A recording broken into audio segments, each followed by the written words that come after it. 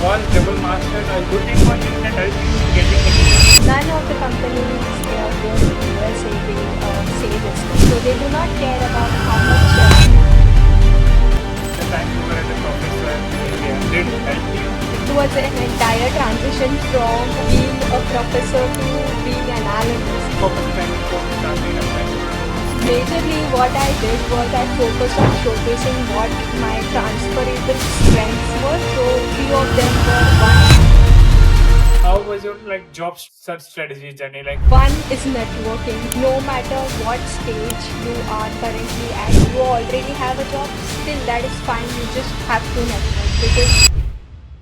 So, namaste and welcome to Deep Diving with Samyak Jain. Today we have Aishwarya with us. She was an assistant professor in mechanical engineering in India and now she is currently working at Almonds Food as a supply chain analyst. So I would like to welcome Aishwarya to this podcast and thank you so much for joining us today. Thank you so much. I'm so thrilled here to be with you, Samyak. Thanks for inviting me on this podcast. I'm excited to dive into today's discussion. Did I pronounce your company name correct, right? Elements Yes, or it's Elements? Alamans. Yeah, it Elements is Food. Alamans. So yeah, so let's start with your journey from your undergrad to becoming an Okay. assistant professor to how you get into your masters over here and now at Elements Food as a supply chain analyst. So how was your whole journey? Okay, so it was quite a long journey. So I, right after my undergrad, I decided for my master's in mechanical engineering, where I specialized in CAD/CAM and robotics. During that time, I developed expertise in product design, and that's when I got an opportunity to work as an assistant professor, where I delivered various courses and trained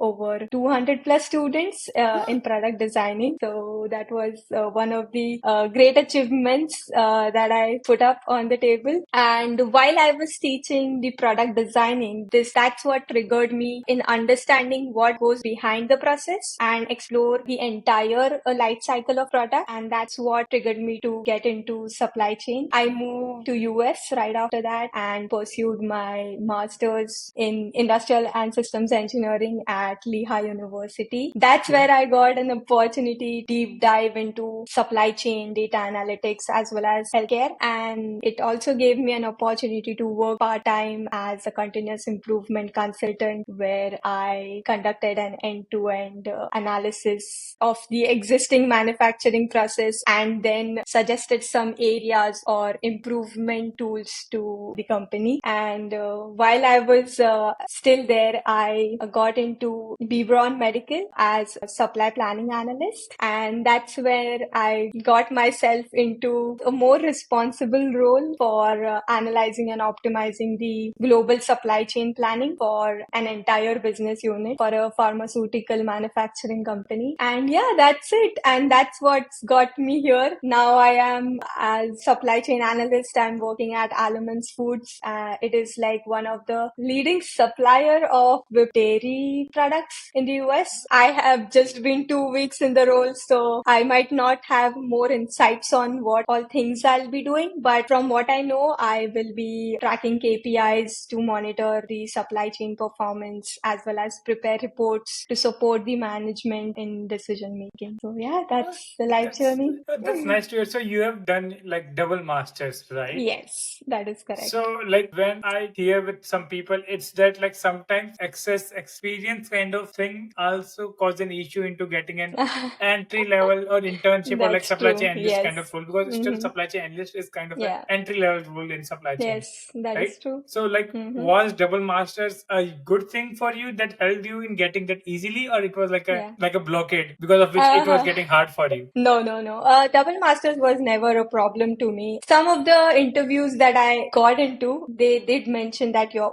overqualified, but none of the companies here in the USA, they say this thing. So they do not care about how much education background you have. It is all right for any entry level role. Whatever education background you have, that is fine with you, with them. So it's never that you're too qualified for something. Yeah. And it's always the hands-on experience that counts more than the education experience. So yeah. That's definitely. Does your the time you were as a professor in India, did it help you when you were going for Applying? internships, or like did people ask about what you did and like? Yeah, actually, yes, because when it was an entire transition from being a professor to being an analyst. So, majorly what I did was I focused on showcasing what my transferable strengths were. So, few of them were: one is communication. You always need to communicate whether you're a supply chain analyst or you are a professor. Here, you need to just communicate. When you are an assistant professor, you need to communicate with students about their problems. In supply chain, you need to communicate with the suppliers or the vendors. Correct. You need to analyze complex data. You need to deliver results in a specific or a tight deadline situation. Yeah. So these were some of the transferable skills that I believe helped me get past my interview. Okay, so basically you use all the skills which are relevant to supply Yeah, chain to mention that's that true. specific things only in the interview, Yes, not other yes. all the other things you did during the No, talk. no. Understood. So there were a lot of things. So for example, I taught a course named production planning. Okay. So whatever things I have learned from production planning, like how you manage a system, how you manage a sequence of Correct. operations, that you can transfer it, but you cannot transfer how I have manufactured something or True. yeah. So it's just a transferable skill. That's true, yeah, because I think part of some industrial or mechanical side is relevant to like supply chain industry. Yeah. So I think that's definitely a good thing. So I just out of this like supply chain side of it, like as a student when we are in undergrad, we used to hate our professors, right? Yeah, of So was course. like when you became a professor, did you used to face those things like people are like students are not happy with you giving you No. like giving them less numbers or something like that? No, no. So I was a very nice professor. I would like to consider that for myself at this moment. But there is no like, there is good teacher and a bad teacher, but there is no like, nothing as such like a good student or a bad student. So everyone was like quite equal to me. There were some instances which I found that I was not able to handle. I just talked with my peers back then, like how do I handle a particular situation if I'm not able to handle it by myself at all. But it's good always, like wherever you are asking for help is always a good thing. So if like a student used to reach out to you to increase the numbers, Yeah. did you used to do that? No. Sorry. I was not that good teacher. Okay. Yeah. I used to ask, so most of the students, like, you have Yeah. studied back in India, I assume. So there we don't do assignments by ourselves, Correct. right? So we just grab everyone's note, and that is fine. That is one of the systems that we have followed like for years. Correct. And that cannot be changed like within, seconds. So if someone asked me, like, can you increase my marks in the assignment? I used to ask them, what have you written? Can you like just tell me out without reading it from the paper? They did not even know the question for it. So yeah, so there was no reason. So basically you used to know who copied from whom. Yes, After of reading all course. the answers. Yeah, that's true. Okay. That's good to know. Okay, let's jump back to the supply chain side again. Sure.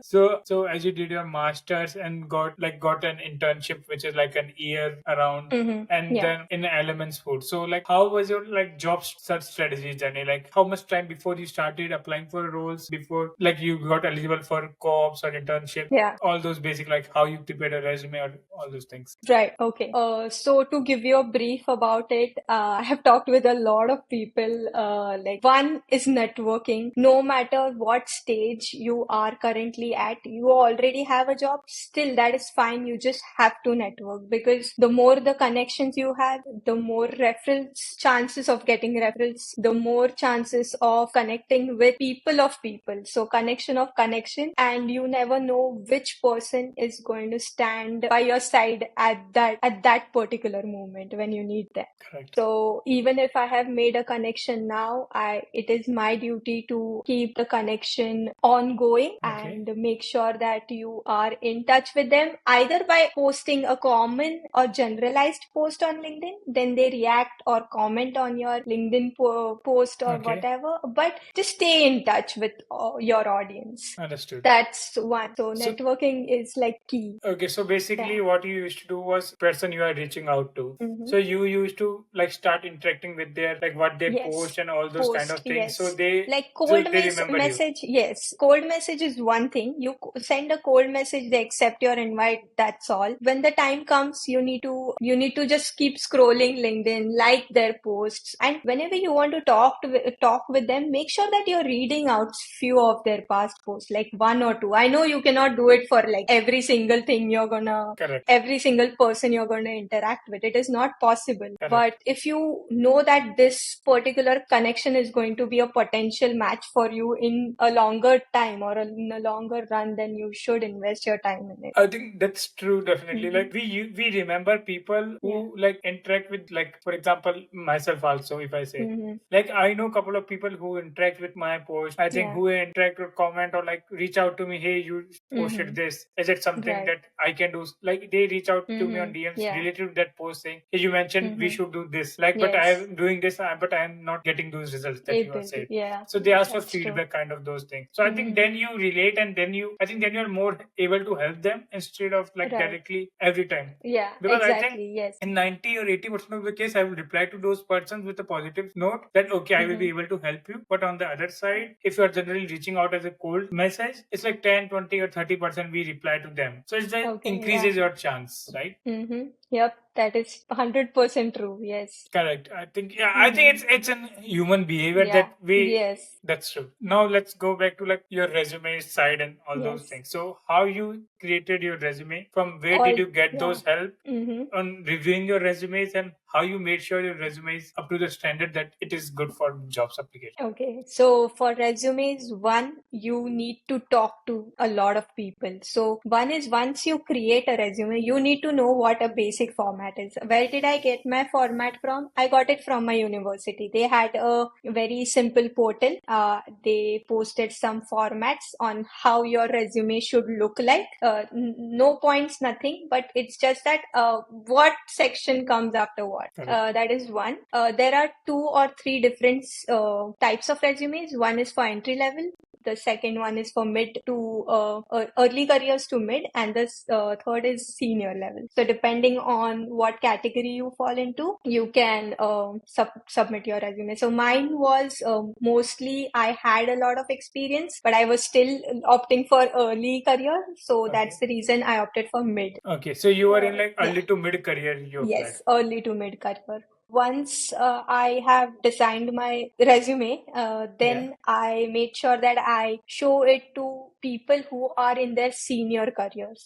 So I'm not going to show it to someone who is similar to me. Not because I don't want the competition. It's just because I need some opinions on my resume. I need what you call, yeah, like, but honest feedback. I don't, Okay. okay, yeah, constructive feedback, Constructive which can, yeah, criticism, basically. yes, constructive criticism, which can help my resume stand out from what it was previously. Correct. So for that, I do know that people do help out.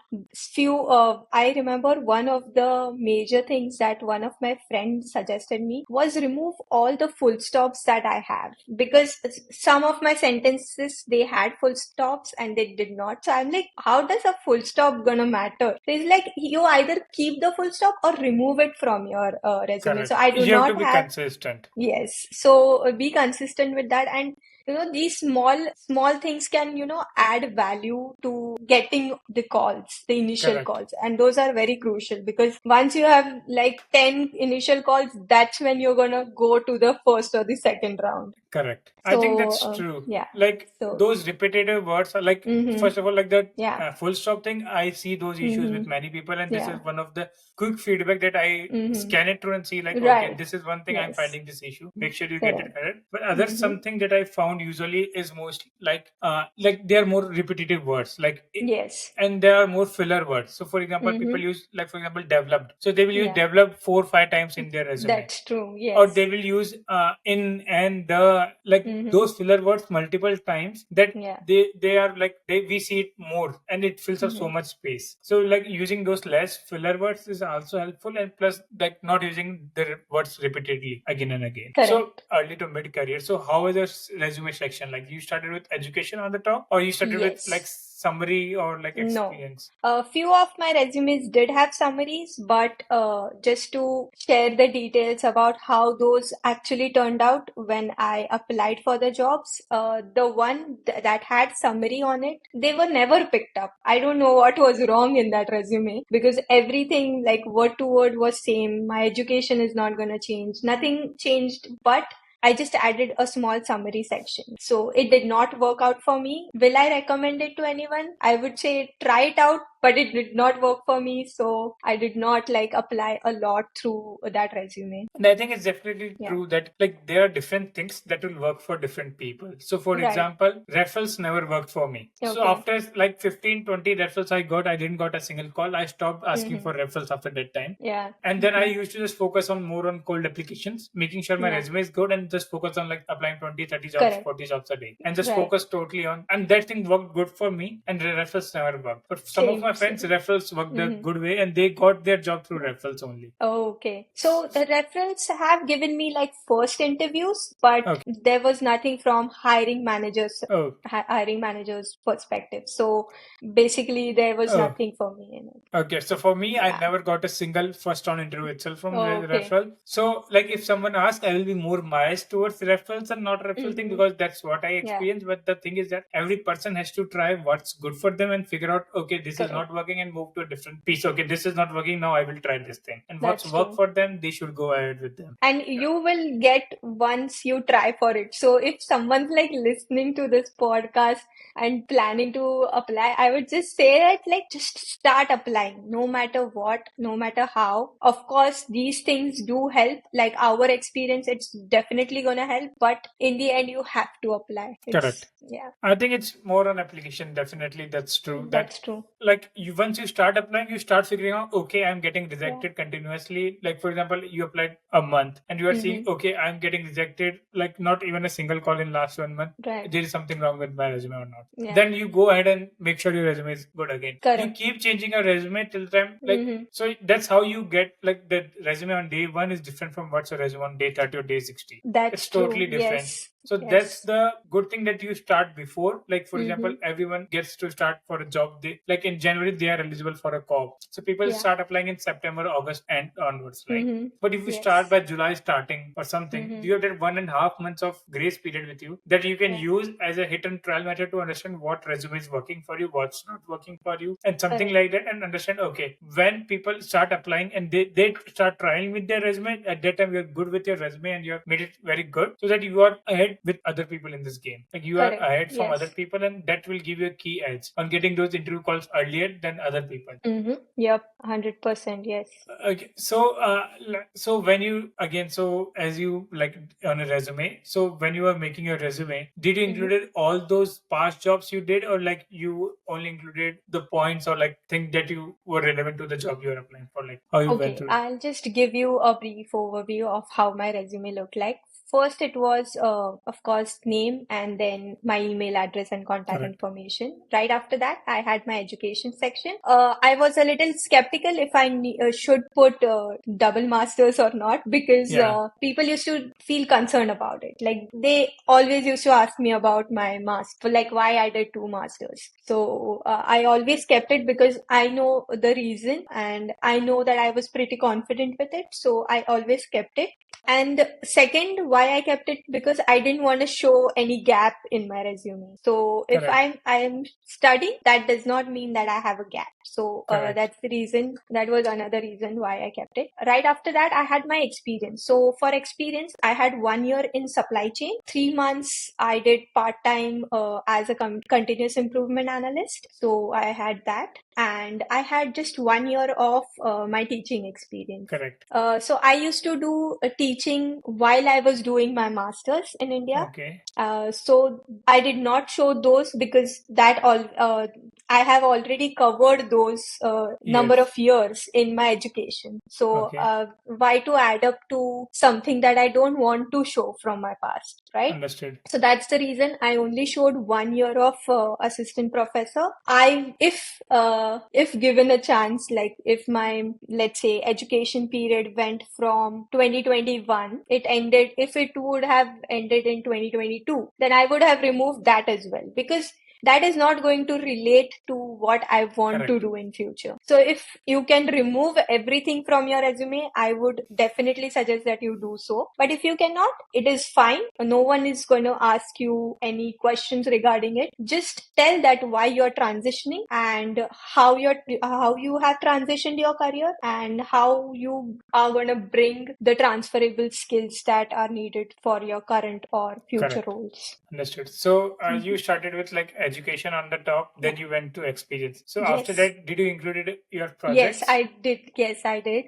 I included projects because that's where I worked mostly on data. I Okay. never had big data background. Like I never used Python or SQL when I was a professor because Correct. I was a mechanical engineering professor. We don't do coding. Yeah. So that's so to include those parameters, added projects. Okay. So basically, to cover those gaps in skills that you Yes, were not able to correct. get in your work experience, you Right. added project. I Yeah. think, and that's definitely a very right method because Hmm. people tends to like put like for example SAP, like not SAP, sorry, Yeah. SQL, Python. They have Yeah. those in past experience also, but Hmm. again they put the same thing in their projects, which is not making any additional extra like sense or point Correct. because they Right. already have told that they have those things from their past experience. So I believe definitely project is a section where you put some projects to fill some gaps in your skills that you are not able to show in your past experience. Correct. Yes. So after Perfectly. that, were you like you used to put skills below and like how you used to No, no, no. you never put skills?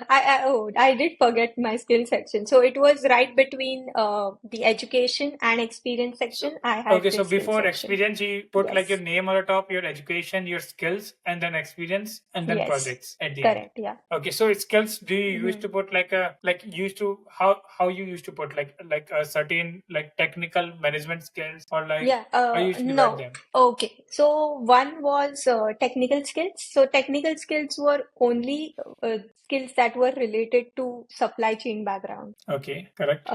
So which included STAP, Six Sigma, Lean tools, and so on Okay, and so forth. yeah, Then I had data management, data data tools, visualization and data visualization or data analytics. correct. I just put data analytics slash visualization because sometimes in the ATS they put visualization words. So just to Yeah, avoid those, I just added all those things. So that's where I had my Power BI, Tableau, correct, those kind of. Then I had Microsoft Excel or Microsoft Office. Why Microsoft Office? Because it is a very important tool as a supply chain analyst. correct. People will talk a lot about Power BI, about Tableau, but they, at the end of the day, they use Excel. Correct. Most of the companies So that I know. you used to put Microsoft Office as a skill or like Microsoft So, Excel as a skill? so the title was Microsoft Office, and then right after that, Okay. Advanced Excel, Word, and so on and so PowerPoint forth. or Yeah. those kind of. Hmm. Okay, so it's like a third Yeah. section in the skills that you Yes, used to put. correct. Hmm. And do you also used to put certifications No, anywhere I in your do not resume? have any certifications. I believe my master's degrees were only the highlight of what I have studied so far, so I never thought of putting up any certifications. Understood. So, like during your whole job search journey, Hmm. like were you asked technical rounds in your interviews? Because, like, if I talk about my journey, it's Hmm. like only 2 to 3% of the time. Like, for example, if Yeah. I've given like 50 interviews, only Hmm. 2 or 3 interviews were asked something technical, like, hey, can you code in Python and can you do this Yeah. thing? Tell me about this Got code it. in Python or tell me about this thing. Hmm. But like all 47 interviews, though in those 50, like 47 are proper behavioral interviews for me, Okay. Yeah. basically. So for me, I believe 100% of the interviews, they were behavioral questions. Correct. None of them had Technical. technical skills. Yeah. So, were you asked any questions related to like Power BI, Tableau, or SAP? Yes, I was asked about Power BI. Like I told them, I have done a few projects back in the day when I was looking for jobs or hunting for jobs. I was quite transparent with them and told them that I utilized that period to learn new skills. So that's when I took up a few projects on Power BI and Tableau and worked or did some hands-on projects. So they did show me their dashboard and asked me a few questions over where the things are placed in that dashboard.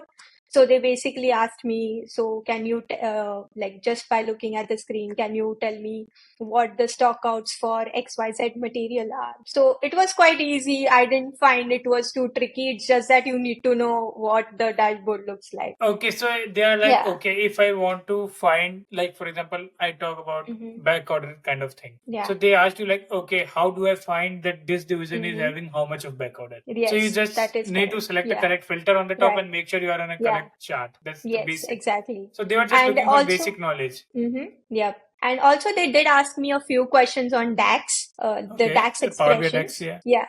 So, but what I did, how I prepared myself, so I knew that I was going to an interview. So it was my job also to Yeah. prepare. So I saw a few videos on YouTube that were related to Power BI, which use DAX Correct, expressions. like new column and And getting new yeah, measure. yes, correct. How you gonna do month to date sales, year to date sales? Yeah. So specific to those, and the question was also related to the same thing. So I told them what they're gonna do to get that answer. But if they would have given me something to do, I might have fumbled a little bit. But Yeah, I think yeah, so. I think right mm-hmm. now the knowledge is that how you can understand what's Yeah, hidden in the decks instead of correct, writing the whole decks. Because you can get exactly. those decks from AI. Mm-hmm. Like they can Yeah, help you write those decks. You just need to make sure how to get it correct. exactly. Because the Yes, first time the AI never gives the correct answer. So of you need to course. understand the decks, how it works, and okay, Mm-hmm. there is it's getting wrong over here now. How to get it corrected? You just need to understand those basic stuff on how decks Correct. works, and then I think Mm-hmm. it's good to like have those because I Yeah, think like until we play a lot for a couple of years, it's very hard to get that much of experience toward decks. correct. It Yes, takes of us time course. to develop those decks. So definitely Mm-hmm. that's something true. So it was more on the like those Yeah, it basic was more on overview the of yeah, behavioral behavior and then side. Yeah. overview side of it. Okay. Mm-hmm. And did you got asked any question related to Excel? Like No, never. never. So like No. no. And Mm-hmm. what are a couple of behavioral questions that were asked in many interviews, like the common questions that you think? So one of like the most common question is tell me about a time when you did XYZ. Okay. Like you met with the tight deadlines. So I just followed like the standard star method and made sure that I have 15 to 20 stories prepared before like any interview, and I Okay. have them all in my head. I have a few notes that I need besides me so that I don't just forget about those points Correct. completely. So yeah, so Understood. mostly the questions were one, rate yourself in a particular tool from 1 to 10. Okay. So that's where you need to show both your sides, like like good sides about Excel, but you cannot like just rate yourself 10 on 10 and Oh, then that's give a them the mistake in answer. every Yeah, in any tool you exactly. rate yourself 10 Yes. on 10. That's a Mm-hmm. mistake. Yeah, that's right. So this was a question that I was asked in like multiple interviews. Okay. Then one question that I always fumbled upon, but I of course I came through with it, was does your morning look like? Or just a Oh, minute, I'll just Google that question. like what does your What morning? gets you up in the morning? Okay, So what the gets you up question in was, the? what gets you up in the morning? And I was like, I so desperately wanted to like answer them like coffee, but I couldn't. Like that's not how you answer. Correct. So I got like I prepared for those type of questions as well, and then So being how you answered productive. it? How you answered it So at the end? yeah, so like that's when you tell them about your good sides. So Okay.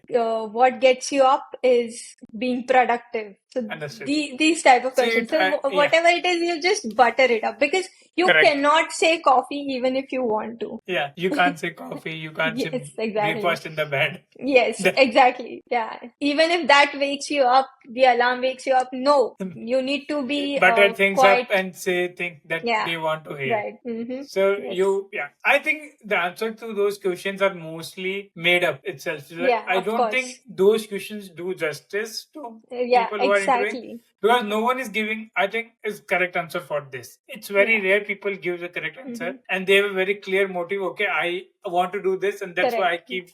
I Yeah. wake up in the morning to do that particular stuff. Correct. I think And that's like few of the questions that they have like these answers that you need to give these answers. Like correct. what wakes you up in the morning? Work-life balance. What wakes you up in the morning? Something else. So like you just need to be like right on Correct. spot during those times. Understand. But yeah, I of think course, it comes with a lot of preparation as well. yeah, we like if we are asked these kind of questions for the first time, we get formative. Mhm. Okay, how to answer this? Yeah. We prepared for how Yes. do you like handle conflict? We prepared for how Correct. do you like manage like your team, but we never prepared like why do you wake up every Yeah, morning? exactly. Yes. And they just, whenever they ask such type of questions, they just want to see how calm and composed you are during your entire interview process. Correct. That's Because they see how you can handle stress during this time. true. They just ask you out of the Mhm. blue question and see how you react to Right. it, right? Exactly. Yes. That's true. So, like, Mhm. how many jobs, like, for a full-time role? So you graduated in April, right? May. So you graduated in May of 2024, and Mhm. you started your work in like this, like now. So No, December, yeah. December, right? So, like, Mhm. how many jobs you applied to? What was your like daily routine? And like, Yeah. how many roles you got interview for? And like, how many Mhm. offers you got? Like, so we can Yeah. understand the numbers behind it. Yes. So the numbers are crazy. Literally the ratio is like 1:100 while selecting the resume. So I started way too late, like in the month of February. Okay. And I had like my resume prepared all in December, but I was out of country. I was in India. So I thought I'll just come back and then I'll apply with fresh mind. So that was one of the biggest mistake. Start applying from the month of September or October. Correct. And I started in February. My resume was not getting picked. It was until 1st of April that I found this AI tool where I could, use it for altering my resume, like job scan. Correct. And that's what got me, I just increased my speed of applying. So daily, I used to apply around 20 to 25 roles, and which was less because I started applying like 35 to 40, but then my speed reduced as I had my calls scheduled every day. Understood. So whenever I had calls, I used to apply around 20 to 25 in Okay. job applications. The initial calls that I gave numbered around 40, 45 So, like, how many, during the like, entire period. okay, so how many jobs you applied to in general? Like, if you see the total number, General, oh my God, that like number is 5,000, far gone somewhere. No, not 5,000, 2,000, I would say. 2,000 around. So Yeah. you applied to around 2,000 jobs and you got like Jobs, I 40 got around calls. 40 to 45 calls, Okay. initial calls. And So it's like this is in, every 50 jobs you used to apply, you were getting that first initial call. yes, exactly, yes. So which means your resume was good enough so that Mhm. you don't have to worry about your resume. You have to Yeah. more worry about how to get past through that first round. Pass through the first job, yes. Okay. So then I was not getting like the second round. Then I talked with a few mentors that I had over LinkedIn and other platforms as well. Okay. There is an app called as Upnotch. That's where I met one of my mentors. He was an HR himself, and he helped me. Like if you go to like Upnotch, it's like a regular cellular phone app where you can look up people who are from your field and they have experience. There Okay. you'll get HRs as well. So I talked with the HR, asked him what the perspective of the HR is when they are talking with us. So he asked me how I answer the questions, and then we just worked over it and just gave some tips. Few of them I remember. One is do not start that I recently graduated from XYZ University. Don't start with that because Okay. that tells that you are a very recent graduate, and then they just don't like it. Yeah, You just start off off with something, yeah. That's impactful. Like you don't Yes, start that's with very impactful. Yes. you don't start with, hey, I just graduated from Correct. Northeastern Yeah. University this December, and right Yep. now you start with like what you've worked in the past, and then you Correct. say, Yes. I've also completed a master's. Yeah. So you don't Right. say I've recently graduated. You say I Mm-hmm. also completed my master's, Yeah. and something like that, so that you build up the Right. whole story from like Correct. back. Oh, Yeah. that's good And to know. also he like mentioned that as far as possible, don't mention that you have two masters. You know you have two masters, that's fine. They don't need to know about it because then they will think, oh, is she overqualified? And it's not hiring the HR's perspective to put their opinions, like Correct. to have their opinions. It is the hiring manager who will decide if I am qualified or overqualified or underqualified. Correct. So just keep it to yourself. I'm like, okay, done. Yeah. So those were some of the tips that helped me get past through my first round. So is it like I didn't knew anything about Upnotch. So like what's Upnotch about? Like It's a community where you can find people, you can connect with them, and if you want, you don't have to like you can send cold messages, but you can directly schedule a one-on-one calls with them, so it's and like then free they will tool accept. that Yeah, it is a free tool. Yes. so it's like to get those connections, you just reach out to Mm-hmm. them, say like if you can Yeah. schedule a call, and you just schedule a call. And Yeah. like what's the Yes. ratio like people accept that call? I have, so I got it through a referral. Okay.